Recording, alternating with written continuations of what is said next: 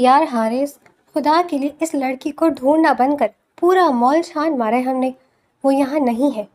سرمد نے حارث کا کندھا پکڑ کر اسے زبردستی ایک طرف روکا۔ مال کی چمکتی ہوئی لائٹس اور لوگوں کے ہجوم میں حارث کی نظریں پاگلوں کی طرح ہر سیلز گرل کے چہرے پر ٹک رہی تھی۔ وہ یہیں تھی سرمد، اسی کاؤنٹر پر۔ حارث نے مڑھیاں بھیج کر اس خالی کاسمیٹکس کاؤنٹر کی طرف اشارہ کیا جہاں 2 ہفتے پہلے وہ لڑکی موجود تھی۔ میں نے خود اس کی آنکھوں میں وہ بے بسی دیکھی تھی، وہ رو رہی تھی۔ اس کا وہ نقاب اور وہ کانپتے ہوئے ہاتھ، وہ کوئی عام ملازمہ نہیں تھی، اس کی آنکھیں کچھ اور ہی کہہ رہی تھیں۔ تو 2 ہفتے پہلے کیوں نہیں پوچھا اس کا نام؟ سرمد نے جھنجھلا کر کہا۔ تو تب تو بڑے نواب زادے بنے کھڑے رہے، اور اب جب وہ نوکری چھوڑ کر جا چکی ہے تو تمہیں اس سے محبت کا دورہ پڑ گیا ہے۔ حارث نے تیکھی نظروں سے سرمد کو دیکھا، اس کے چہرے پر چھائی سنجیدگی اور غصہ سرمد کو خاموش کرانے کے لیے کافی تھا۔ ملازمہ تھی وہ یہاں کی، کسی کو تو پتا ہوگا اس کا ایڈریس۔ حارث مڑا اور سیدھا مال کے مینیجر کے آفس کی طرف بڑھ گیا۔ مینیجر نے اپنے کمپیوٹر پر کچھ کلک کیا اور پھر معذرت خانہ انداز میں سر ہلا دیا۔ سوری سر، وہ لڑکی صرف 3 دن کے لیے عارضی طور پر آئی تھی۔ اس نے اپنا نام بھی کنزا لکھوایا تھا، لیکن کوئی شناختی کارڈ یا اصل دستاویزات جمع نہیں کروائے۔ 2 دن پہلے وہ بنا بتائے چلی گئی اور اب اس کا فون بھی بند ہے۔ حارث کے دل میں ایک زوردار دھچکا لگا۔ کنزا؟ تو اس کا نام کنزا تھا، لیکن وہ یوں غائب کیوں ہو گئی؟ اس کے پیچھے کیا چھپا تھا؟ مینیجر کے آفس سے باہر نکلتے ہی حارث نے غصے میں اپنا ہاتھ دیوار پر دے مارا۔ سرمد نے گھبرا کر اس کا ہاتھ پکڑا۔ پاگل ہو گئے ہو کیا حارث؟ یہ کیا دیوانگی ہے؟ سرمد نے اسے پیچھے کھینچا۔ وہ جھوٹ بول رہا ہے سرمد، کوئی انسان بغیر شناختی کارڈ کی نوکری پر کیسے رکھا جا سکتا ہے؟ حارث کی سانسیں تیز چل رہی تھیں، اس کی آنکھوں میں شدید بے چینی تھی۔ اس مینیجر پر دباؤ دو، یا وہ کچھ چھپا رہا ہے۔ او ہو بھائی، عارضی نوکریوں میں ایسا ہوتا ہے پاکستان میں، سرمد نے اسے سمجھانے والے انداز میں کہا۔ اور ویسے بھی اگر وہ لڑکی سچی ہوتی تو اپنا اصل پتہ دے دیتی، فون بند کر کے یوں غائب نہ ہوتی۔ تو کیوں ایک ایسی لڑکی کے پیچھے اپنی راتوں کی نیند برباد کر رہا ہے جسے تو جانتا تک نہیں؟ حارث نے سرمد کو دیکھا اور اس کی آنکھوں میں غصے کے ساتھ ایک عجیب سا درد تھا۔ میں نے اس دن اس کی آنکھوں میں خوف دیکھا تھا سرمد، وہ رو رہی تھی لیکن کسی کو دکھانا نہیں چاہتی تھی۔ جب میری نظر اس پر پڑی تو اس نے جلدی سے اپنا نقاب ٹھیک کیا تھا۔ مجھے لگتا ہے وہ کسی بڑی مصیبت میں ہے اور مجھے اسے ڈھونڈنا ہوگا۔ ٹھیک ہے، ڈھونڈ لینا، پر ابھی گھر چل۔ انکل احتشام کا فون آ رہا ہے، تمہاری بزنس میٹنگ ہے آج۔ سرمد نے موبائل اس کے سامنے کرتے ہوئے کہا۔ حارث نے ایک گہرا سانس لیا، آخری بار اس خالی کاؤنٹر کی طرف دیکھا اور بھاری قدموں سے مال کے ایگزٹ کی طرف بڑھ گیا۔ گاڑی جیسی ہی ہیرے کے مینشن کے عالیشان پورچ میں رکی، حارث بنا کچھ بولے باہر نکلا۔ وہ سیدھا لاؤنج کی طرف بڑھا جہاں سینٹر احتشام اخبار ہاتھ میں لیے چائے پی رہے تھے۔ ان کے چہرے پر روایتی سیاسی سنجیدگی اور رعب تھا۔ آ گئے تم؟ احتشام صاحب نے اخبار میز پر پٹکتے ہوئے حارث کو سر سے پاؤں تک دیکھا۔ کہاں غائب تھے صبح سے؟ بزنس مائنڈ بنو حارث، یہ آوارہ گردی چھوڑ دو۔ حارث نے کوٹ کے بٹن کھولے اور صوفے پر بیٹھتے ہوئے سرد لہجے میں کہا، میں اپنے کام سے گیا تھا بابا، اور میری بزنس ڈیلز بالکل وقت پر ہی ہو رہی ہیں۔ اچھی بات ہے، کیونکہ اب تمہیں ایک اور اہم ڈیل کا حصہ بننا ہے۔ احتشام صاحب نے چائے کا مگ اٹھایا اور سکون سے بولے، سیاست دان شاہنواز صاحب سے ہماری بات پکی ہو گئی ہے۔ اگلے ہفتے تمہارا نکاح ان کی بیٹی لائبہ سے ہے۔ حارث کے چہرے کے تاثرات سیکنڈوں میں بدلے۔ اس نے جھٹکے سے سر اٹھایا، اس کی آنکھیں پھیل گئیں۔ کیا نکاح؟ پاپا آپ کا دماغ تو ٹھیک ہے؟ آپ نے مجھ سے پوچھا تک نہیں۔ مجھے تم سے پوچھنے کی ضرورت نہیں ہے۔ احتشام صاحب کی آواز کڑکدار ہو گئی۔ شاہنواز کا اس علاقے میں جتنا بڑا ووٹ بینک ہے وہ ہمیں اگلی سیٹ جتوائے گا، اور بدلے میں ہم اس کی بیٹی کو اپنے گھر لا رہے ہیں۔ یہ ہماری سیاسی ساکھ کے لیے بہت ضروری ہے۔ حارث غصے سے کھڑا ہو گیا۔ سیاسی ساکھ؟ پاپا سب جانتے ہیں کہ وہ لڑکی شاہنواز کی سگی بیٹی نہیں ہے، وہ اس کے گھر کے پرانے ملازم کی بیٹی ہے جسے اس نے صرف اپنی سیاست چمکانے کے لیے گود لیا تھا۔ آپ ایک ملازمہ کو اس گھر کی بہو بنانا چاہتے ہیں؟ وہ اب شاہنواز کی بیٹی کہلاتی ہے، بس میرے لیے اتنا ہی کافی ہے۔ احتشام صاحب بھی کھڑے ہو گئے، ان کا چہرہ سخت ہو گیا۔ تمہاری مرضی اس میں شامل ہو یا نہ ہو، یہ شادی اگلے ہفتوں کی، یہ میرا آخری فیصلہ ہے۔ حارث نے مٹھیاں اتنی زور سے بھیجی کہ اس کے ناخن ہتھیلی میں چبھنے لگے۔ وہ بنا جواب دیے تیزی سے سیڑھیاں چڑھتا ہوا اپنے کمرے کی طرف نکل گیا جہاں غصے اور بے بسی نے اسے گھیر رکھا تھا۔ اگلا ہفتہ کسی طوفان کی طرح گزرا۔ حارث نے بہت ہاتھ پاؤں مارے لیکن سینٹر احتشام کے اثر و ثرو کے آگے اس کی ایک نہ چلی۔ شادی کی رات پورا ہیرا مینشن روشنیوں سے نہایا ہوا تھا، لیکن حارث کے اندر صرف نفرت کی آنکھ جل رہی تھی۔ نکاح کے بعد جب وہ اپنے کمرے کے دروازے پر پہنچا تو اس کا دل مڑ مڑ کر مال کی اس نقاب والی لڑکی کنزا کو یاد کر رہا تھا۔ کاش میں تمہیں ڈھونڈ پاتا، اس نے بڑبڑایا اور ایک زوردار جھٹکے سے کمرے کا دروازہ کھولا۔ بیڈ پر سرخ بھاری عروسی جوڑے میں ایک لڑکی بیٹھی تھی جس کا چہرہ ایک لمبے گھونگھٹ کے پیچھے چھپا ہوا تھا۔ حارث کی آنکھوں میں خون اتر آیا، اسے لگا یہ لڑکی اس کی بربادی کی علامت ہے۔ وہ تیز قدم اٹھاتا ہوا بیڈ کے پاس پہنچا۔ تو تم ہو لائبہ؟ حارث نے نفرت سے چبا چبا کر کہا اور ایک جھٹکے سے اس کا گھونگھٹ الٹ دیا۔ سامنے ایک انتہائی معصوم اور خوبصورت چہرہ تھا، لیکن اس وقت خوف سے اس کا رنگ پیلا پڑ چکا تھا۔ اس کی بڑی بڑی آنکھوں میں آنسو تیر رہے تھے اور وہ کانپ رہی تھی۔ حارث کا غصہ اتنا شدید تھا کہ اس نے اس کے چہرے کو غور سے دیکھنے کی زحمت ہی نہیں کی، نہ ہی اس کے ذہن میں یہ خیال آیا کہ یہ وہی معصوم اور خوفزدہ آنکھیں ہیں جو اس نے مال میں دیکھی تھیں۔ اس کے لیے یہ صرف ایک ملازم کی بیٹی تھی جو اس پر زبردستی مسلط کی گئی تھی۔ نکلو میرے کمرے سے! حارث نے اپنی پوری طاقت سے غرا کر کہا۔ لڑکی نے تڑپ کر اس کی طرف دیکھا، اس کے لب بری طرح تھر تھرائے۔ حارث میری بات ایک بار سن لیں، میں نے کہا باہر نکلو! حارث نے اس کی ایک نہ سنی۔ اس نے بے دردی سے اس کا نازک بازو پکڑا اور اسے بیڈ سے نیچے کھینچ لیا۔ لڑکی کے پاؤں اس کے بھاری لہنگے مل گئے، لیکن حارث نے رحم نہیں کھایا۔ اس نے کمرے کا دروازہ کھولا اور اسے باہر راہداری کی ٹھنڈی فرش پر دھکا دے دیا۔ تمہاری جگہ اس کمرے میں نہیں، اس گھر کے کسی کونے میں ہے۔ تم صرف ایک بکاؤ ملازم کی بیٹی ہو اور میرے لیے تمہاری حیثیت ایک خادم سے زیادہ نہیں ہے۔ حارث نے پورے زور سے دروازہ بند کر دیا، جیسے اس نے اپنی زندگی کا سب سے بڑا دشمن باہر نکال دیا ہو۔ وہ نہیں جانتا تھا کہ دروازے کی دوسری طرف فرش پر بیٹھی اپنے سرخ جوڑے میں سنسیاں لیتی ہوئی وہ لڑکی کوئی اور نہیں بلکہ وہی کنزا تھی جس کی محبت میں وہ پاگل ہو رہا تھا۔ راہداری کا ٹھنڈا فرش اور دسمبر کی سردی۔ لائبہ پوری رات اپنے بھاری لہنگے کو سمیٹے صوفے کے ایک کونے میں دبک کر روتی رہی تھی۔ روتے روتے کب اس کی آنکھ لگ گئی اسے پتہ ہی نہیں چلا۔ صبح کی پہلی کرن جب ہیرے کے مینشن کی بڑی کھڑکیوں سے اندر آئی تو حارث کے کمرے کا دروازہ ایک جھٹکے سے کھلا۔ حارث تیار ہو کر باہر نکلا تھا۔ اس کے چہرے پر رات والا غصہ تو نہیں تھا، لیکن ایک عجیب سی بیزاری ضرور تھی۔ جیسے ہی اس نے لاؤنج کی طرف قدم بڑھائے، اس کی نظر صوفے پر سوئی ہوئی لائبہ پر پڑی۔ اس کا سرخ جوڑا فرش پر بکھرا ہوا تھا اور چہرہ بالوں کی لٹوں میں چھپا ہوا تھا۔ حارث چند سیکنڈ وہاں رکا۔ رات کے اندھیرے اور غصے میں اس نے لائبہ کو دیکھا تک نہیں تھا، لیکن اب دل کے اجالے میں اسے تھوڑا سا پچھتاوا محسوس ہوا۔ وہ اس کے پاس گیا۔ لائبہ کے لہنگے کا گھیرا اس کے رستے میں آ رہا تھا۔ حارث نے اپنے بوٹ سے اس کے لہنگے کو نرمی سے ایک طرف سرکایا۔ اٹھو، اٹھو یہاں سے! حارث نے گلا صاف کرتے ہوئے تھوڑی دھیمی آواز میں کہا۔ آواز سنتے ہی لائبہ نے ہڑبڑا کر آنکھیں کھولی۔ نیند کا خمار اور رات کا خوف ابھی اس کے چہرے پر واضح تھا۔ جیسے ہی اس نے سامنے حارث کو دیکھا، وہ ڈر کے مارے صوفے کے بالکل پیچھے لگ گئی، جیسے حارث اسے دوبارہ مارنے والا ہو۔ دیکھو، ڈرو مت! حارث نے اس کے چہرے کے تاثرات دیکھ کر گہرا سانس لیا اور وہیں صوفے کے سامنے پڑے چھوٹے اسٹول پر بیٹھ گیا۔ رات میں نے کچھ زیادہ غصہ کر دیا تھا، اس کے لیے آئی ایم سوری۔ مجھے ایسا نہیں کرنا چاہیے تھا، پر میں مجبور تھا۔ لائبہ نے سہم کر اپنی بڑی بڑی آنکھیں اٹھائیں اور حارث کو دیکھا۔ جیسے ہی دونوں کی نظریں ملی، حارث کے جسم میں ایک کرنٹ سے دوڑ گیا۔ وہ بولتے بالکل خاموش ہو گیا۔ وہ آنکھیں، وہ جادوئی معصوم اور خوفزدہ آنکھیں جن میں آنسوؤں کا سمندر تھا، یہ کوئی نئی آنکھیں نہیں تھیں۔ حارث کا دل اتنی زور سے دھڑکا کہ اس نے لائبہ کے چہرے سے بالوں کو ہٹایا۔ اس کا رنگ پیلا تھا، لیکن نقش وہی تھے، بالکل وہی۔ کنزا! حارث کے منہ سے دبی دبی آواز نکلی۔ اس کا پورا وجود کانپ اٹھا۔ تم تو وہی ہو، مال والی! لائبہ نے جیسے اپنا پرانا نام سنا، اس کے چہرے پر خوف کی ایک نئی لہر دوڑ گئی۔ اس نے جلدی سے اپنے دوپٹے سے چہرہ چھپانے کی کوشش کی اور صوفے سے اٹھ کر پیچھے بھاگنے لگی، لیکن حارث نے لپک کر اس کا دونوں ہاتھ پکڑ کر۔ اس بار اس کی گرفت میں نفرت نہیں بلکہ ایک جنونی تڑپ تھی۔ تم مجھے دیکھو، میری طرف دیکھو لائبہ! حارث کی آواز جذباتی ہو گئی، اس کی آنکھوں میں آنسو آ گئے۔ تم وہاں مال میں کنزا بن کر کیوں کام کر رہی تھی؟ یہ سب کیا ڈرامہ ہے؟ اگر تم شاہ نواز کی بیٹی ہو تو تم وہاں رہ کیوں رہی ہو؟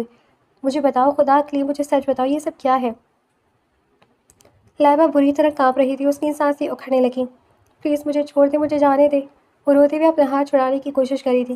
میں کچھ نہیں جانتی، مجھے مت مارے، میں نہیں مارا تمہیں، میں تو پاگلوں کی طرح تمہیں ڈھونڈ رہا تھا، حارث نے تڑپ کر کہا۔ اس کے لہجے کا دکھ اتنا سچا تھا کہ لائبہ ایک سیکنڈ کے لیے رک گئی۔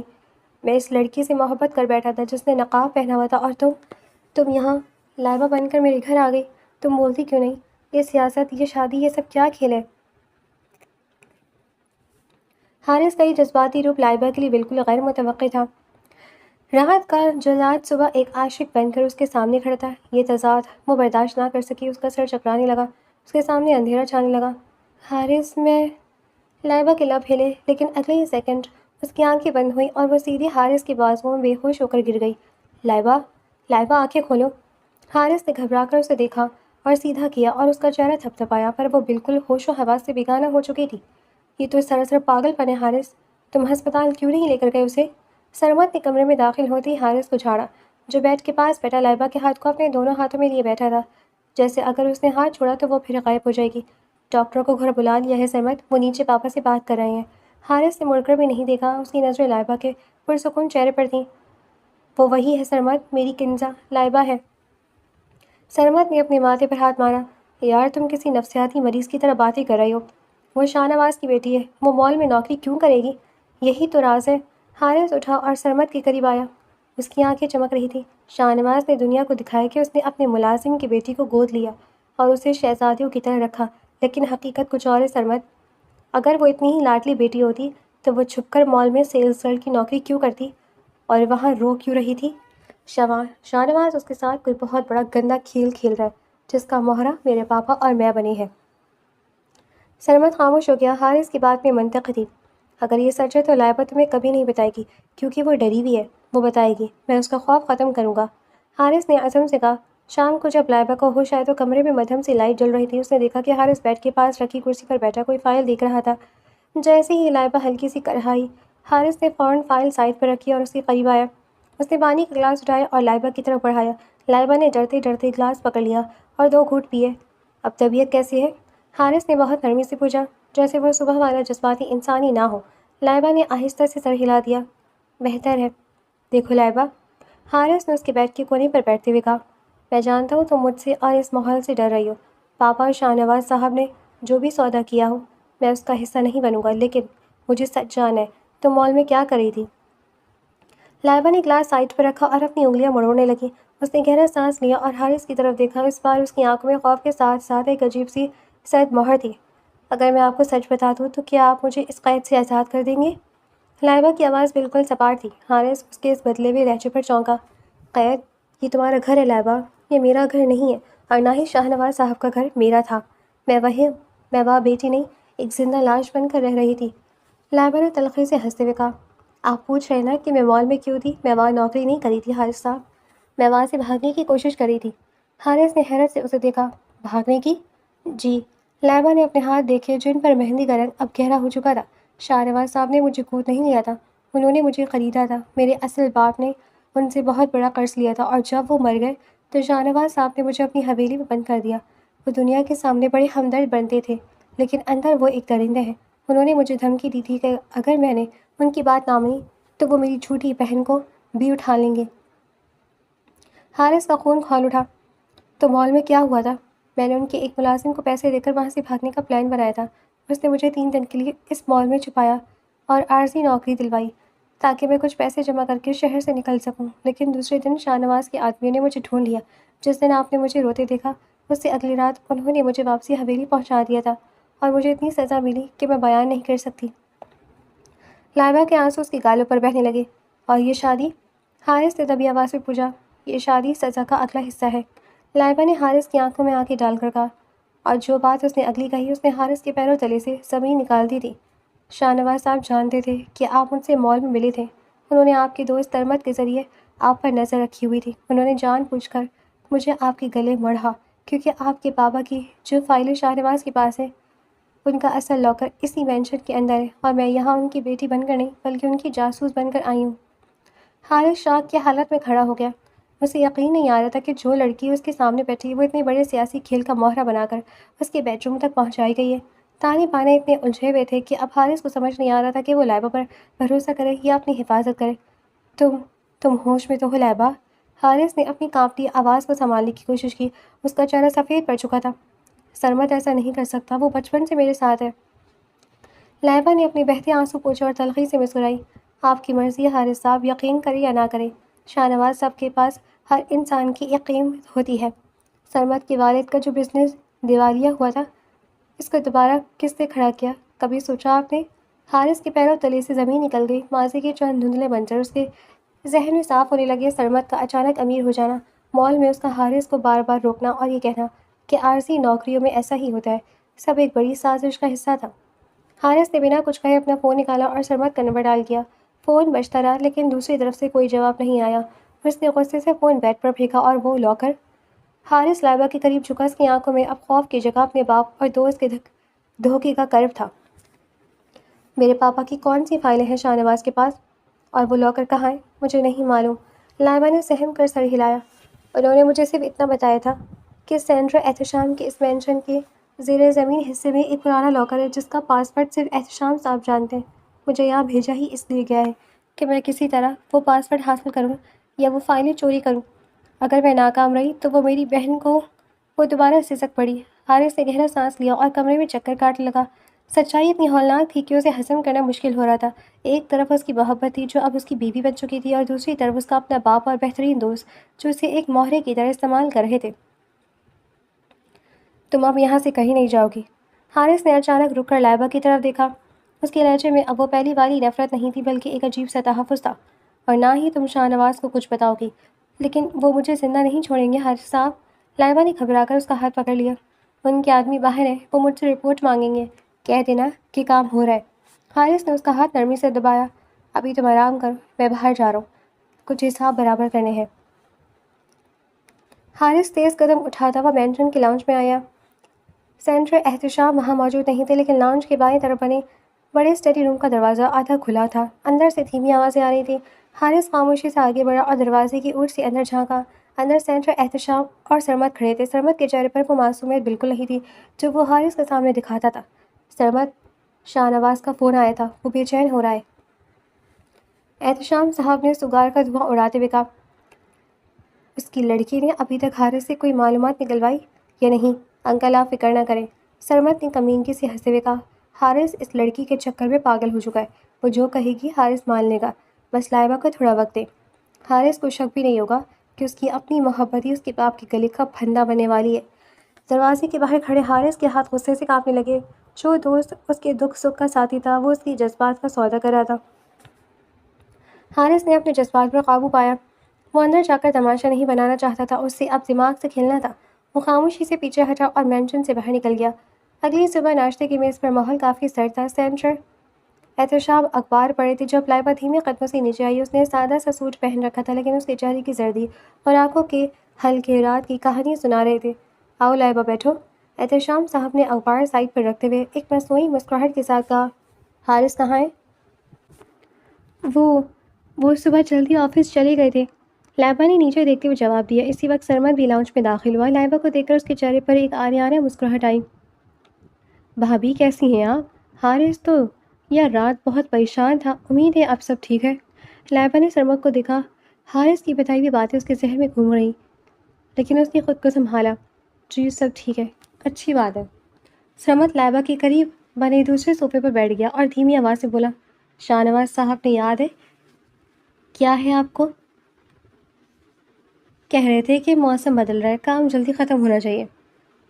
لائبہ کا دل تیزی سے دھڑکا، لیکن اس سے پہلے کہ وہ کچھ کہتی، حارث کی بھاری بوٹوں کی آواز گونجی۔ وہ ہال میں داخل ہوا۔ اس کے ہاتھ میں ایک بڑی فائل تھی۔ ارے حارث، تم تو آفس گئے تھے؟ سرمد نے چونک کر پوچھا۔ ہاں گیا تھا، پر راستے میں واپس آ گیا۔ حارث نے فائل میز پر رکھی اور اس کی پٹخئی اور سیدھا سرمد کے سامنے جا کر کھڑا ہو گیا۔ کچھ کاغذات بھول گیا تھا اور کچھ سچائیاں بھی۔ کیا مطلب؟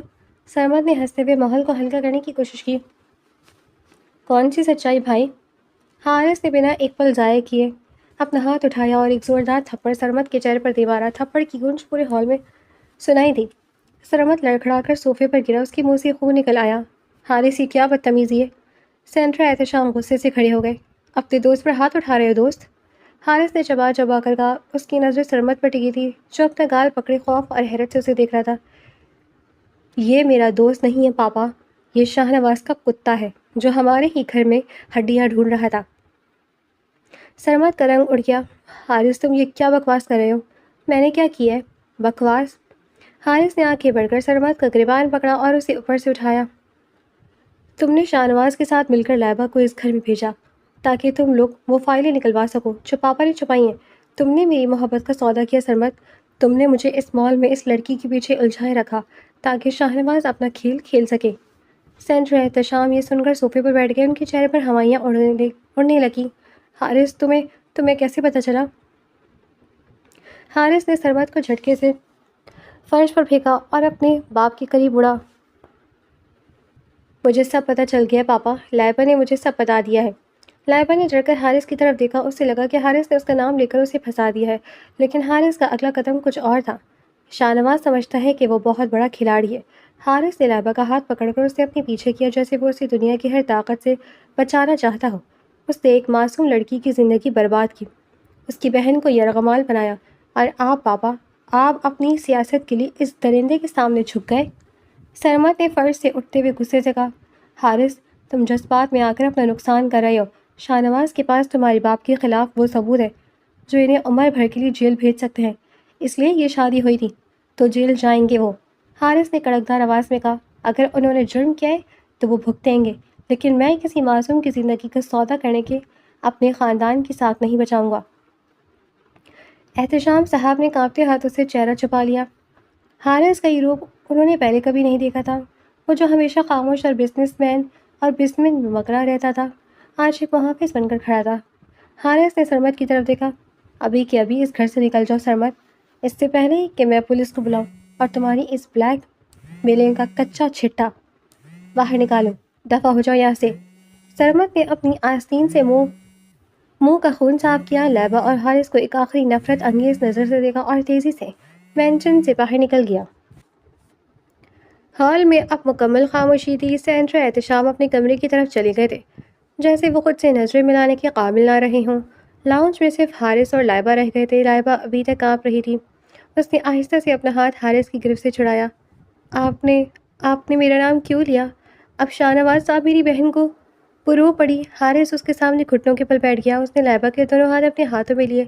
مجھ پر بھروسہ ہے لائبہ؟ لائبہ نے نم آنکھوں سے اسے دیکھا۔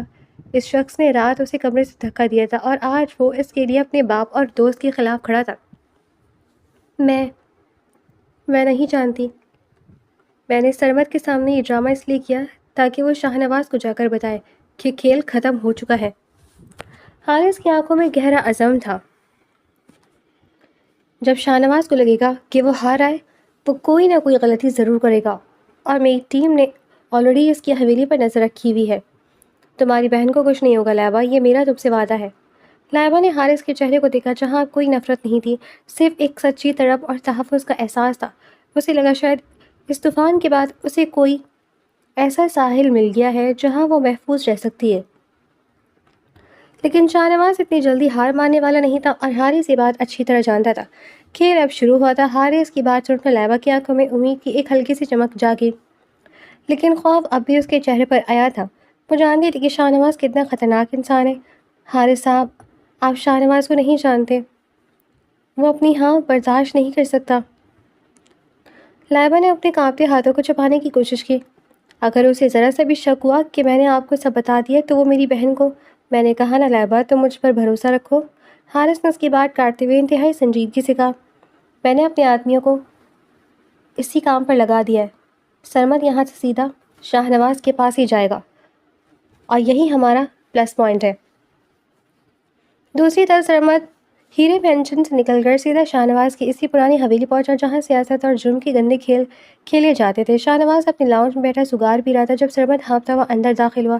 اس کے گال پر حارث کے تھپڑ کا نشان اب بھی واضح تھا۔ شاہ نواز صاحب، سب گڑبڑ ہو گئی، سرمد نے صوفے پر گرتے ہوئے کہا۔ حارث کو سب پتہ چل گیا ہے، اس لائبہ نے زبان کھول دی ہے، حارث نے مجھے گھر سے نکال دیا ہے۔ شاہ نواز نے سگار ایک طرف رکھا، اس کی آنکھوں میں درندگی اتر آئی۔ اس لڑکی کی اتنی ہمت! میں نے اس کی بہن کو اپنے پاس رکھا ہوا تھا، پھر بھی اس نے منہ کھول دیا۔ اب آپ کو کچھ کرنا ہوگا اس سے پہلے کہ حارث پولیس تک پہنچ جائے۔ سرمد نے گھبرا کر کہا، پولیس؟ شاہ نواز تلخی سے ہنسا۔ احتشام کی فائلیں میرے پاس ہیں، وہ خود جیل جائے گا اگر حارث نے کچھ بھی کرنے کی کوشش کی، لیکن اس لڑکی کو اب سبق سکھانا پڑے گا۔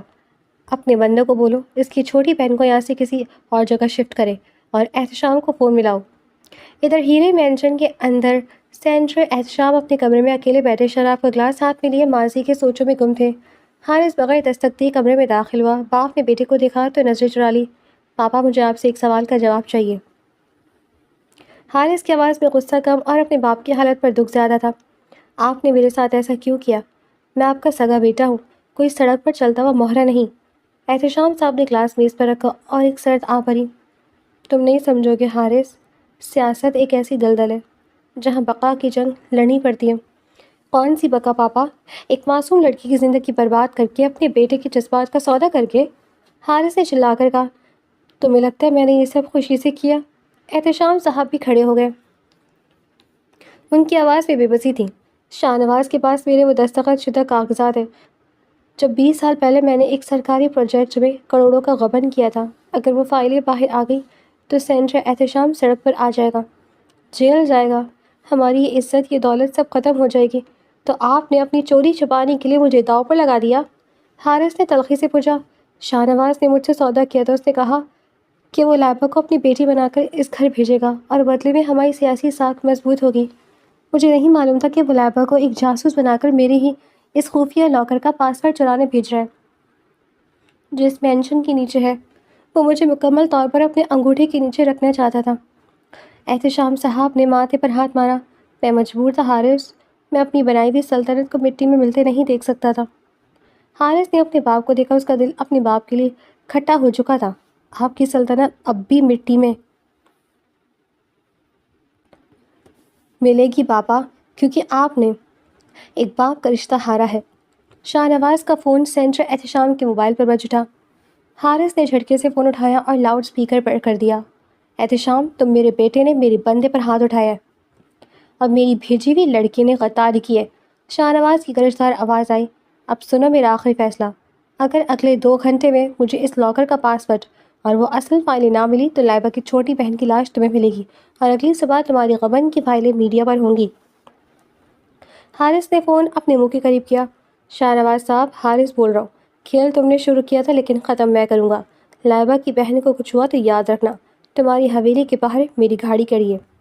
حارث نے فون کاٹ دیا اور تیزی سے باہر کی طرف بھاگا۔ لائبہ لاؤنج میں کھڑی سب سن رہی تھی۔ وہ روتے ہوئے حارث کے پیچھے آئی۔ حارث صاحب، مجھے بھی اپنے ساتھ لے چلے، میں اپنی بہن کو اکیلا نہیں چھوڑ سکتی۔ حارث نے 1 سیکنڈ کے لیے اسے دیکھا، پھر اس کا ہاتھ پکڑ کر گاڑی کی طرف بڑھ گیا۔ شاہ نواز کی حویلی کے باہر تالا لگا ہوا تھا اور اندر صرف 2 چوکیدار موجود تھے۔ شاہ نواز نے لائبہ کی بہن کو حویلی کے پچھلے حصے میں بنے ایک چھوٹے سے کوارٹر میں منتقل کر دیا تھا جہاں سرمد خود نگرانی کر رہا تھا۔ حارث نے گاڑی حویلی کے گیٹ سے ٹکرائی۔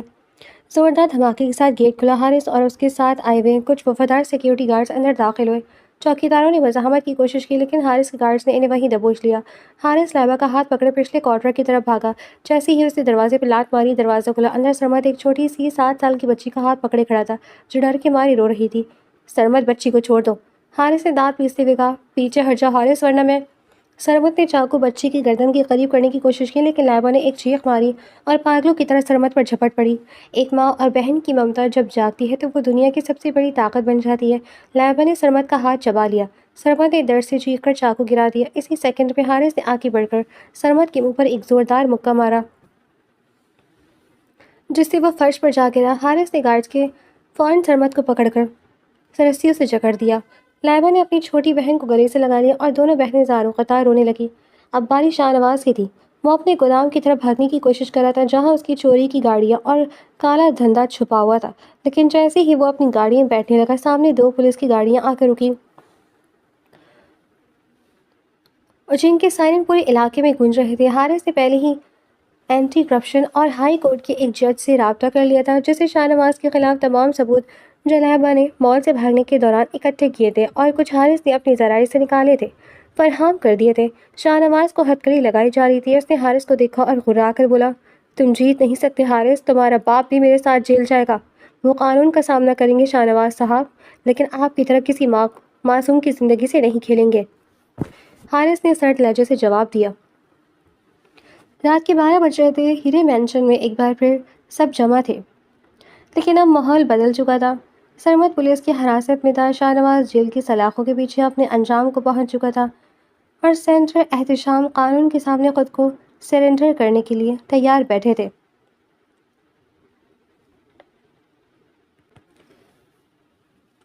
ان کے چہرے پر اپنے کیے کا پچھتاوا صاف واضح تھا۔ لائبہ اپنی چھوٹی بہن کو لے کر ایک صوفے پر بیٹھی تھی۔ اس کی آنکھوں میں اب خوف نہیں تھا بلکہ ایک سکون تھا۔ حارث لاؤنج کی وسط میں کھڑا تھا۔ اس نے لائبہ کی طرف دیکھا اور اپنے باپ کی طرف۔ پاپا، آپ نے جو کیا اس کی سزا آپ کو بھگتنی پڑے گی، لیکن مجھے خوشی کہ آپ نے آخر میں سچ کا ساتھ دیا۔ سینیٹر احتشام صاحب نے سر جھکا لیا۔ مجھے معاف کر دینا حارث، اور لائبہ بیٹی، مجھے معاف کر دینا۔ لائبہ نے کوئی جواب نہیں دیا لیکن اس نے آہستہ سے سر ہلا دیا۔ جب احتشام صاحب کو پولیس لے کر گئی تو پورے مینشن میں ایک عجیب سی خاموشی چھا گئی۔ حارث لائبہ کے پاس آیا اور اس کے سامنے بیٹھ گیا۔ اب سب ختم ہو گیا لائبہ، تمہاری بہن محفوظ ہے۔ شاہ نواز اپنے انجام کو پہنچ گیا، حارث نے نرمی سے کہا۔ لیکن ہمارا یہ رشتہ جو ایک جھوٹ اور سازش سے شروع ہوا تھا، اب اس کا کیا کرنا ہے؟ لائبہ نے حارث کی آنکھوں میں دیکھا، جہاں اب بھی وہی دیوانگی اور محبت تھی جو اس نے مال کے اس کاسمیٹکس کاؤنٹر پر دیکھی تھی، لیکن اس بار اس میں کوئی بے بسی نہیں تھی۔ حارث کے سوال پر لائبہ نے کوئی جواب نہیں دیا۔ اس نے اپنی نظر جھکا لی اور خاموشی سے اپنی چھوٹی بہن کا ہاتھ تھامے رہی۔ اس کے چہرے پر تھکن اور ذہن پر بیتے ہوئے کل کا شدید بوجھ صاف نظر آ رہا تھا، جسے دور کرنے کے لیے ابھی لفظوں کی نہیں بلکہ سکون کی ضرورت تھی۔ حارث اس کی خاموشی کو اچھے سے سمجھ گیا تھا۔ وہ جانتا تھا کہ اتنے بڑی طوفان سے گزرنے کے بعد لائبہ کو ذہنی طور پر پرسکون ہونے کے لیے اس ماحول سے دور جانا پڑے گا۔ اس لیے اگلے ہی صبح حارث لائبہ اور اس کی چھوٹی بہن کو لے کر شہر کی اس گھٹن سے دور پہاڑوں کے ایک پرسکون اور ٹھنڈے علاقے میں آ گیا۔ ٹھنڈی ہواؤں کے جھونکے اور پہاڑوں کے درمیان بہتے چشمے کے پاس لائبہ ایک پتھر پر بیٹھی پانی کے چھوٹے چھوٹے کنکر پھینک رہی تھی۔ حارث کچھ فاصلے پر کھڑا محبت بھری نظروں سے اسے ہی دیکھ رہا تھا۔ اسی دوران وہاں ایک مقامی 18 سال لڑکی شان سے آئی، جس نے پہاڑی لباس پہن رکھا تھا اور اس کی آنکھوں میں بلا کی معصومیت اور شرارت تھی۔ وہ کچھ دیر تو حارث اور لائبہ کو دیکھتی رہی، پھر ہنستی ہوئی لائبہ کے پاس آ کر بیٹھ گئی۔ بی بی صاحبہ، یہ خان صاحب آپ کا شوہر ہے؟ شانزے نے معصومیت سے حارث کی طرف اشارہ کرتے ہوئے پوچھا۔ لائبہ نے پہلے حارث کو دیکھا، جو اسے دیکھ کر مسکرا رہا تھا، پھر اس نے شانزے کی طرف رخ کیا۔ میرا نام لائبہ ہے اور وہ خان نہیں حارث ہے، میرے شوہر۔ اچھا اچھا، لگتا ہے تم دونوں ناراض ہو۔ شانزے نے پانی میں ایک بڑا پتھر پھینکتے ہوئے چھپاک کی آواز کے ساتھ کہا اور لائبہ کے چہرے کے تاثرات جانچنے لگی۔ لائبہ کے لبوں پر ایک ہلکی سی مسکراہٹ آئی۔ نہیں، ناراض نہیں ہوں، بس جان بوجھ کر میں ان کو اگنور کر رہی ہوں۔ اگنور؟ یہ کیا ہوتی ہے؟ شانزے نے اپنے معصوم لہجے میں ماتھے پر بل ڈال کر پوچھا۔ لائبہ کافی دنوں بعد کھل کر ہنس پڑی۔ اس کی ہنسی دیکھ کر دور کھڑے حارث کے دل کو جیسے قرار آ گیا۔ لائبہ نے اپنے بال کان کے پیچھے عرصے اور بولی، میرا مطلب ہے نظر انداز کر رہی ہوں۔ لائبہ باجی، پھر اچھے سے کرو نا اگنور۔ شانزے نے ہنس کر کہا، گنور نہیں، اگنور۔ لائبہ نے اس کا لفظ درست کیا۔ ہاں، وہی۔ چلو پھر باجی، اب خان صاحب سچی حارث صاحب کو اچھے سے سبق سکھاتے ہیں۔ شانزے نے آنکھ مار کر لائبہ کو اپنے ساتھ ملایا اور دونوں نے وہیں بیٹھ کر حارث کو فل اگنور کرنے کا ایک زبردست پلان بنا لیا۔ تھوڑی دیر بعد حارث چائے کے 2 مگ ہاتھ میں لیے مسکراتا ہوا لائبہ کے قریب آیا۔ اس نے ایک مگ لائبہ کی طرف بڑھایا۔ لائبہ، یہ لو چائے، تمہاری پسند کی ہے، الائچی والی۔ لائبہ نے چائے کا مگ پکڑ لیا، لیکن حارث کی طرف دیکھا نہیں اور سیدھا شانزے سے باتیں کرنے لگی۔ شانزے، تم بتائی تھی نا کہ یہاں سردیوں میں برف باری کیسی ہوتی ہے؟ جی باجی، بہت تیز ہوتی ہے، سب سفید ہو جاتا ہے۔ شانزے نے حارث کو لگی لپٹی رکھے بغیر جواب دیا اور حارث کی طرف دیکھا تک نہیں۔ حارث نے ایک بار لائبہ کو دیکھا، پھر شانزے کو۔ اسے سمجھ آ گیا کہ دال میں کچھ کالا ہے۔ وہ لائبہ کے بالکل پاس پتھر پر بیٹھ گیا۔ ان کی کندھے آپس میں چھو رہے تھے۔ لائبہ نے تھوڑا سا پرے ہونے کی کوشش کی تو حارث نے جان بوجھ کر اپنا مگ لائبہ کے چائے کی مگ سے ٹکرایا۔ لائبہ، موسم اچھا ہے نا؟ لائبہ نے گہرا سانس لیا، اپنے مگ کو مضبوطی سے پکڑا اور حارث کو نظر انداز کرتے ہوئے شانزے سے بولی، شانزے چلو وہاں چلتے ہیں، یہاں نہ کچھ زیادہ ہی مکھیاں بھنک رہی ہیں، سکون نہیں ہے۔ حارث نے حیرت سے اپنی چائے دیکھی۔ مکھیاں؟ لائبہ، اس ٹھنڈ میں مکھیاں کہاں سے آ گئی؟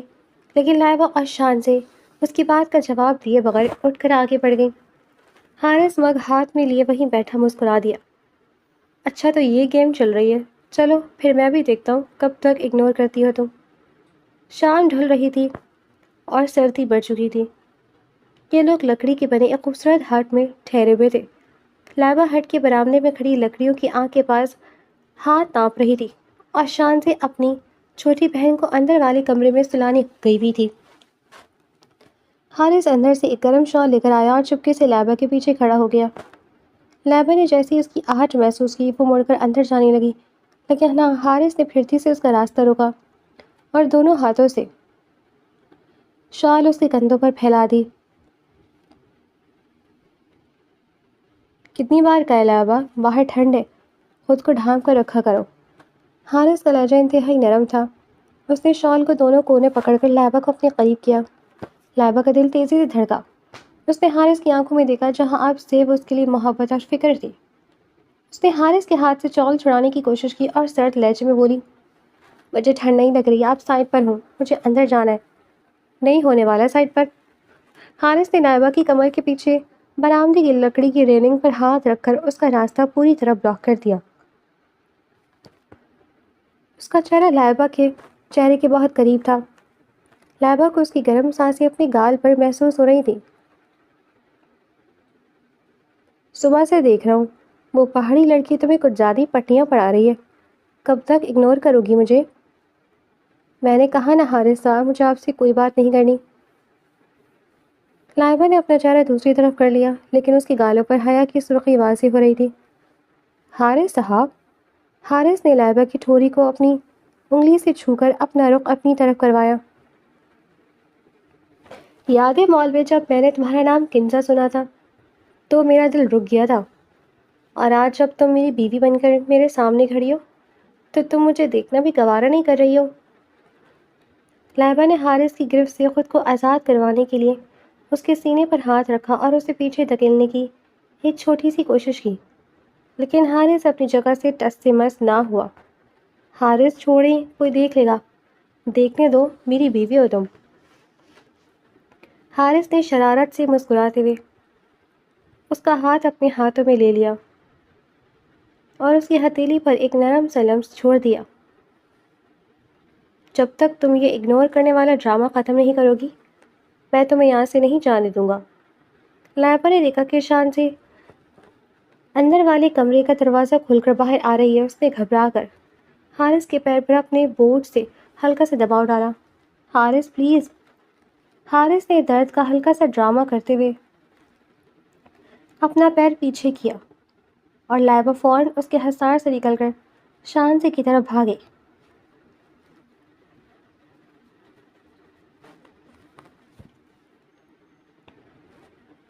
رات کے کھانے کی میز پر شانزے نے مقامی دیسی چکن کڑھائی بنائی تھی جو بہت لذیذ تھی۔ حارث، لائبہ اور شانزے تینوں میز پر بیٹھے تھے۔ حارث نے بوٹی توڑ کر لائبہ کی پلیٹ میں رکھنی چاہی، لیکن لائبہ نے فوراً اپنی پلیٹ پیچھے کر لی۔ میں خود لے لوں گی۔ شانزے نے حارث کو چڑھانے کے لیے لائبہ کی پلیٹ میں بڑی بوٹی رکھی اور بولی، باجی تم یہ کھاؤ۔ وہ خان صاحب، میرا مطلب ہے حارث صاحب کی دیوی بوٹی میں نا ذائقہ نہیں ہوگا۔ حارث نے نوالا منہ میں لے جاتے ہوئے شانزے کو گھورا۔ شانزے تم کھانا کھاؤ، ہماری میاں بیوی کی لڑائی میں مرچیں مت ڈالو۔ میں کیوں ڈالوں گی، میں تو باجی کی طرف ہوں۔ شانزے نے منہ بنا کر کہا۔ لائبہ چاول کا نوالا لیتے ہوئے اپنی ہنسی دبانے کی کوشش کری تھی۔ حارث نے لائبہ کی یہ حالت دیکھی تو میز کے نیچے سے اپنا پیر لائبہ کے پیر سے ٹکرایا۔ لائبہ نے چونک کر حارث کو دیکھا جس کے چہرے پر ایک چیلنجنگ مسکراہٹ تھی۔ لائبہ نے اپنی بھوئیں اچکا کر حارث کو اشارے سے منع کیا، لیکن حارث نے نیچے سے اس کے پاؤں کو اپنی گرفت میں لے لیا۔ لائبہ کو پورا نوالا اس کے حلق میں اٹک گیا اور اسے زور کی کھانسی آئی۔ لائبہ آرام سے۔ حارث نے فوراً پانی کا گلاس لائبہ کی طرف بڑھایا۔ اس کے چہرے پر اب شرارت کی جگہ سچی پریشانی تھی۔ اس نے لائبہ کی پیٹھ تھپتھپائی۔ تم بھی نا، بس دھیان کہیں اور ہوتا ہے تمہارا۔ لائبہ نے پانی پیا اور حارث کو غصے سے دیکھا۔ میرا دھیان بالکل ٹھیک ہے، آپ اپنی حرکتوں سے باز آئے۔ شانزے نے دونوں کو دیکھا اور سر ہلا کر بولی، باجی تمہارا گنور تو فیل ہو گیا، خان صاحب نے تو 1 سیکنڈ میں پانی پلا دیا۔ لائبہ نے شرمندگی سے اپنا سر پیٹ لیا اور حارث میز پر ٹیک لگا کر کھل کھلا کر ہنس پڑا۔ پہاڑوں کی اس ٹھنڈی رات میں ان کی زندگی کا یہ نیا سفر اب آہستہ آہستہ اپنی سمت پکڑ رہا تھا، جہاں پرانے زخم بڑھ رہے تھے اور نئے جذبے جنم لے رہے تھے۔ حارث کی ہنسی دیکھ کر لائبہ کے چہرے پر بھی وہ مسکراہٹ آ گئی جس کا حارث 2 ہفتوں سے انتظار کر رہا تھا۔ شان سے ان دونوں کو ہنستا دیکھ کر تالیاں بجانے لگی۔ باجی اب مان بھی جاؤ، خان صاحب سچی مچی آپ سے بہت پیار کرتے ہیں۔ لائبہ نے حارث کی طرف دیکھا جس کی آنکھوں میں اب اس کے لیے دنیا بھر کا مال اور محبت تھی۔ اس نے حارث کا ہاتھ تھام لیا جو میز کے نیچے ابھی اس کے ہاتھ کو مضبوطی سے پکڑے ہوئے تھا۔ ٹھیک ہے، اب کوئی اگنور نہیں، لائبہ نے دھیمی آواز میں کہا تو حارث کے چہرے پر سکون کی ایک گہری لہر دوڑ گئی۔ اگلے چند دن پہاڑوں کی گود میں کسی خوبصورت خواب کی طرح گزرے تھے۔ لائبہ کے ذہن سے شاہ نواز کا خوف اور ماضی کی تلخی بالکل ختم ہو چکی تھی اور اس کی چھوٹی بہن بھی اب کھل کر مسکرانے لگی تھی۔ حارث نے لائبہ کو وہ تحفظ اور عزت دی تھی جس کی وہ حقدار تھی۔ شہر واپس آنے کا دن آیا تو شانتی نے روتے ہوئے لائبہ کو الوداع کہا۔ حارث نے لائبہ کا ہاتھ اپنے ہاتھوں میں لیا اور گاڑی کی اسٹیئرنگ کو گھماتے ہوئے بولا، تھینک یو لائبہ، میری زندگی میں واپس آنے کے لیے۔ لائبہ نے گاڑی کی کھڑکی سے باہر جاتے پہاڑوں کو دیکھا اور پھر حارث کے کندھے پر اپنا سر رکھ دیا۔ شکریہ تو مجھے کہنا چاہیے حارث، جس نقاب پوش لڑکی کو دنیا نے ایک مہرا سمجھا، آپ نے اسے اپنی زندگی بنا لیا۔ ہیرے مینشن اب روشنیوں سے نہیں بلکہ ان کی سچی محبت، ہنسی اور سکون سے چمک رہا تھا۔ ماضی کا طوفان گزر چکا تھا اور اب ان کے سامنے ایک خوبصورت، پرسکون اور محبت سے بھرپور نئی زندگی کا آغاز تھا۔